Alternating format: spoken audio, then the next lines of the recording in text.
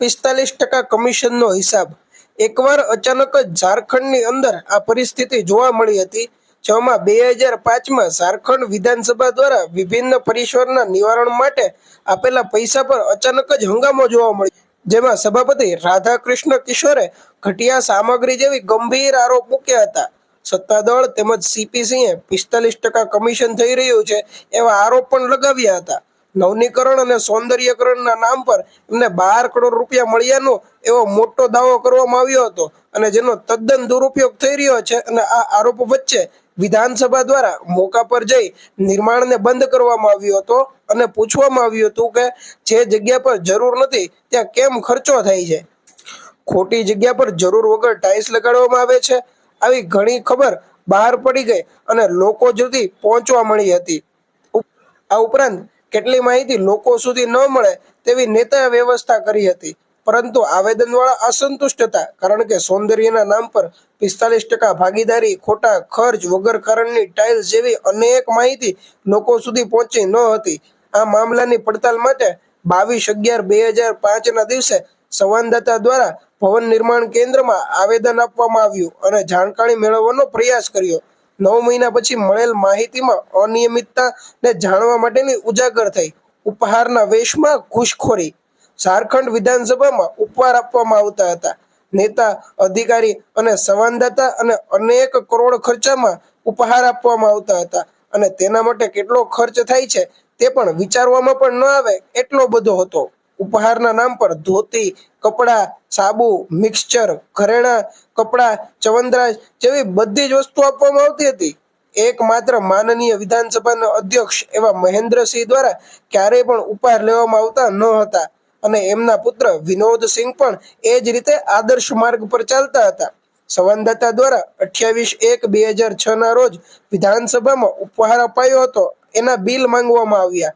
વિધાન પરિષદ દ્વારા એવું કહેવામાં આવ્યું કે એમના દ્વારા કોઈ પણ પ્રકારના ઉપહાર આપવામાં આવ્યા ન હતા, એ તો અલગ અલગ વિભાગ દ્વારા આપવામાં આવ્યા હતા, અને વિધાન સભા પાસે એની કઈ પણ માહિતી નથી। ફરી સૂચના અધિકાર લાગુ પડ્યો અને વિધાનસભા દ્વારા જ બધા વિભાગો પાસેથી હિસાબ માંગવામાં આવ્યા, અને જે જાહેરનામું આવ્યું એનાથી બધાના હોશ ઉડી ગયા, કેમ કે બિહાર સમયથી ચાલતા આવતા આ ઉપહારના વિતરણથી કોઈ હિસાબ જ ન હતા, અને માફિયા, લૂંટેરા અને ગલીચ લોકો દ્વારા આ ઉપહાર આપવામાં આવતા હતા। આમ વિધાનસભાના જાણ હોવા છતાં કેટલાક આયોગ દ્વારા બચવા માટે આ બધી જ વસ્તુ સંતાડવામાં આવતી હતી।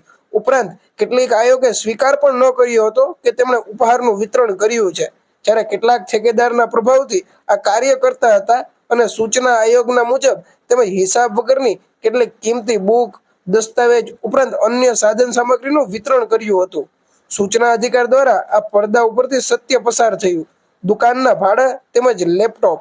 28/1/2006ના દિવસે કેટલીક સરકારી દુકાનના ભાડેદાર તેમજ તેમાં વસૂલવા આવતા ભાડા વિશે માહિતી માંગવામાં આવી, પણ 6 મહિના સુધી માહિતી પ્રાપ્ત જ ન થઈ, અને જ્યારે વાત મળી ત્યારે કંઈક આવી હતી કે છેલ્લા 6 મહિનાથી ન તો લાઇટ બિલ ભરાયા હતા અને ના આટલા સમયથી કોઈ પણ ભાડું પણ ન મળ્યું હતું। અંતે સૂચના અધિકારથી માહિતી મળતા વિધાનસભા આયોગે પત્ર લખી આ માહિતી પ્રાપ્ત કરી। લેપટોપમાં પણ આવી જ ઘટના જોવા મળી હતી। ઝારખંડ વિધાનસભાના પ્રથમ સત્ર દરમિયાન સદસ્યોને લેપટોપ અપાયા અને સત્રના અંતે પાછા ફરી લેવાયા, ત્યારે બીજા સત્ર દરમિયાન નવા લેપટોપ માટે ફરી બિલ મુકાતા સૂચના અધિકાર દ્વારા માહિતી મેળવવામાં આવી કે કેટલા લેપટોપ લેવામાં આવ્યા છે અને કેટલા લેપટોપ એકત્ર કરવામાં આવ્યા છે, પરંતુ કોઈ પણ દ્વારા કઈ સાચો હિસાબ કે જવાબ આપવામાં આવ્યો ન હતો। અંતે વિધાનસભા દ્વારા વચ્ચે આવી માહિતી મેળવવાની ઘટના થઈ। ઉદ્યોગના નામ પર ઘૂસણખોરી બહુ લાંબા સમયથી ચાલે છે, અને અધિકારી તેમજ બેંકના અધિકારીઓ પણ આમાં જોડાયેલા હોય છે।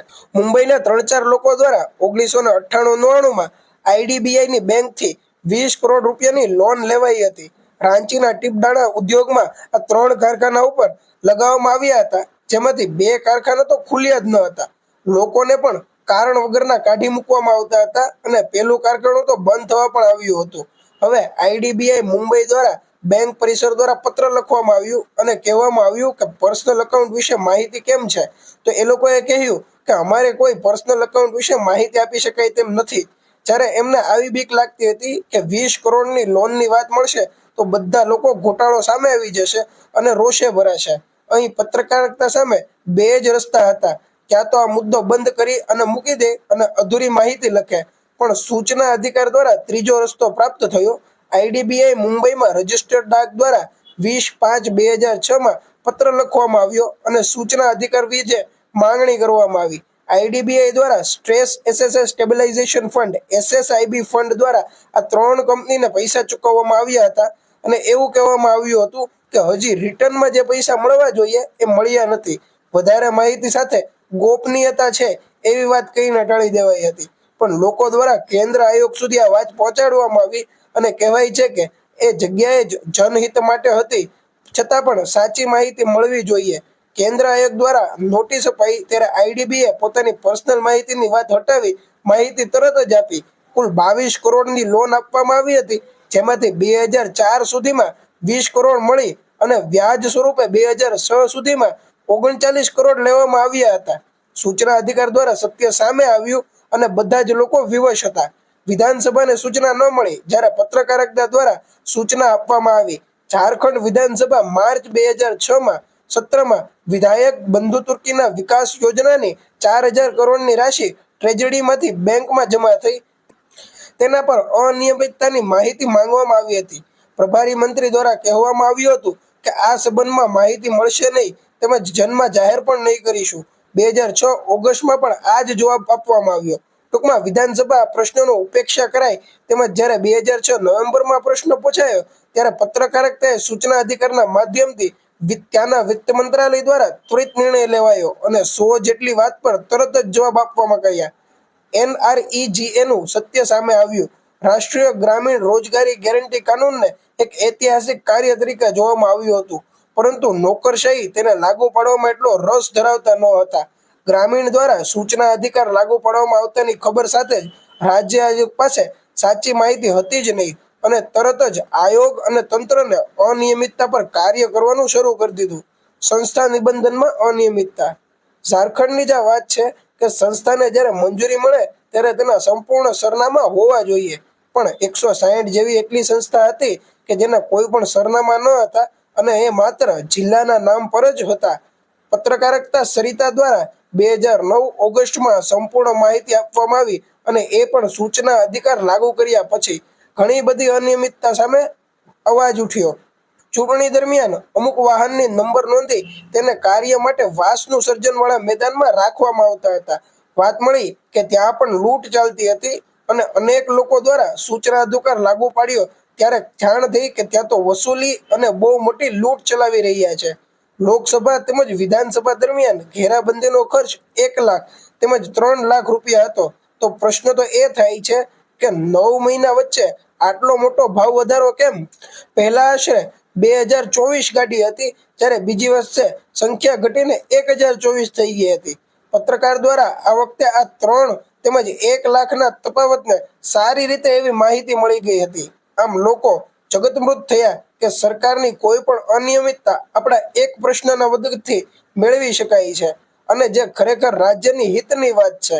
જો એક રાજ્યમાં તો 3 લાખનો ખર્ચ થાય છે તો સંપૂર્ણ દેશમાં તો 2 થી 3 કરોડનો ખર્ચ થઈ શકે છે. એમ્બ્યુલન્સનો દુરુપયોગ. સરકાર દ્વારા કેટલાક સંસ્થા માટે એમ્બ્યુલન્સ આપવામાં આવી હતી, પણ ખરેખર માહિતી એવી પ્રાપ્ત થતી હતી કે તેનો ઉપયોગ તો સબ્જી લેવા માટે થાય છે, ઉપરાંત પોતાના પર્સનલ કામ માટે થાય છે. સરકાર દ્વારા પછી તેના પર કડક પગલાં પણ ભરવામાં આવ્યા હતા.